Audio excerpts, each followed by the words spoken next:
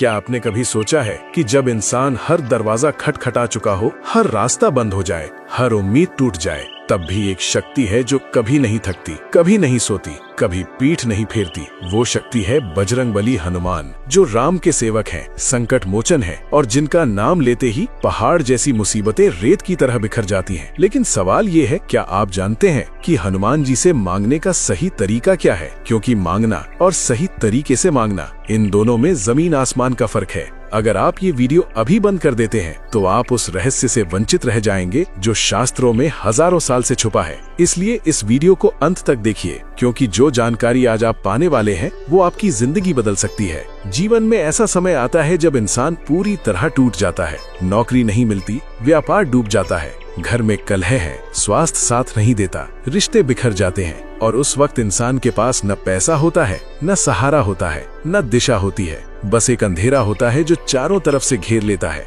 ऐसे में जब कोई नहीं सुनता, जब खुद की आवाज भी अपने को नहीं सुनाई देती, तब एक नाम होता है जो इस अंधेरे को चीरता है और वो नाम है हनुमान। वाल्मीकि रामायण में एक प्रसंग है जो ये सिद्ध करता है कि हनुमान जी की शक्ति केवल बल की नहीं, बल्कि भक्त की पीड़ा को समझने की भी है। जब माँ सीता लंका में अशोक वाटिका में बंदी थीं, तब उनकी दशा देखकर हनुमान जी का हृदय भर आया था। उन्होंने सीता माँ की पीड़ा को महसूस किया। वे केवल संदेशवाहक नहीं थे, वे सच्चे अर्थों में दूसरे के दर्द को अपना दर्द मानने वाले थे। यही कारण है कि जब भी कोई सच्चे हृदय से हनुमान जी को पुकारता है, वे उस पुकार को अनसुना नहीं करते। श्रीमद् भागवत महापुराण में भक्ति के जो लक्षण बताए गए हैं, उनमें सबसे महत्वपूर्ण है आर्त भक्ति, यानी वो भक्ति जो दुख में की जाती है, जो व्याकुलता से निकलती है, जो आत्मा की गहराई से उठती है। भगवान श्री कृष्ण गीता में कहते हैं, चतुर्विधा भजन्ते माम जनः सुकृतिनो अर्जुना, आर्तो जिज्ञासुरार्थार्थी ज्ञानी च भर्तर्षभा। अर्थात 4 प्रकार के लोग मुझे भजते हैं, आर्त यानी दुखी व्यक्ति, जिज्ञासु अर्थार्थी और ज्ञानी। इसका अर्थ है कि दुख में की गई भक्ति भी भगवान को स्वीकार है। और हनुमान जी जो स्वयं श्री राम के परम भक्त हैं, वे तो विशेष रूप से आर्त भक्त की पुकार सुनते हैं। लेकिन अब बात आती है, मांगने का सही तरीका क्या है? क्योंकि बहुत से लोग हनुमान जी के सामने जाते हैं, हाथ जोड़ते हैं और बस अपनी मांग रख देते हैं, और फिर जब मनोकामना पूरी नहीं होती तो निराश होकर कहते हैं भगवान ने नहीं सुना। लेकिन शास्त्र कहते हैं कि मांगने से पहले एक प्रक्रिया होती है, एक विधि होती है, एक भाव होता है, जिसके बिना मांग अधूरी रहती है। सबसे पहले आती है समर्पण की भावना। हनुमान चालीसा में गोस्वामी तुलसीदास जी ने लिखा है, राम दूत अतुलित बल धामा, अंजनी पुत्र पवन सुत नामा।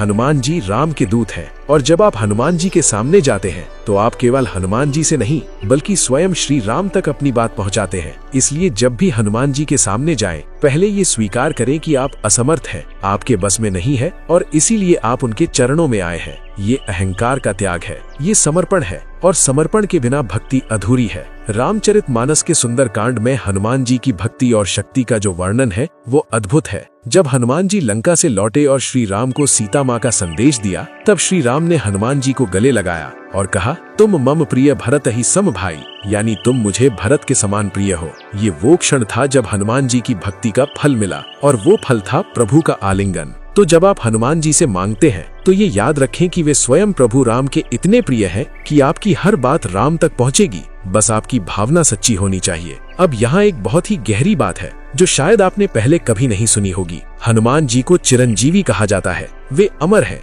और वाल्मीकि रामायण में ये स्पष्ट कहा गया है कि जब तक इस धरती पर श्री राम की कथा होती रहेगी, हनुमान जी उपस्थित रहेंगे। इसका अर्थ है हनुमान जी आज भी हैं, वे इस क्षण भी विद्यमान हैं, और जब आप उन्हें पुकारते हैं वे सुनते हैं। स्कंद पुराण में कहा गया है कि हनुमान जी उन स्थानों पर अदृश्य रूप से उपस्थित रहते हैं जहां राम कथा होती है, जहां राम नाम का जप होता है। तो जब आप हनुमान जी का स्मरण करते हैं तो जानिए कि वे पास है, बस आपकी पुकार में गहराई होनी चाहिए।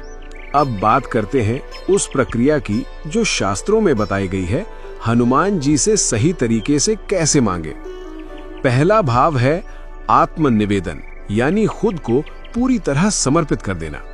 हनुमान जी के सामने जाकर ये भाव रखें कि मैं कुछ नहीं जानता, मैं कुछ नहीं कर सकता, आप ही मेरे सहारे हैं। ये दीनता का भाव नकारात्मकता नहीं है, ये आध्यात्मिक शक्ति है। उपनिषदों में कहा गया है, नायमात्मा बलहीनेन लभ्य। ये आत्मा बलहीन को नहीं मिलती, लेकिन यहाँ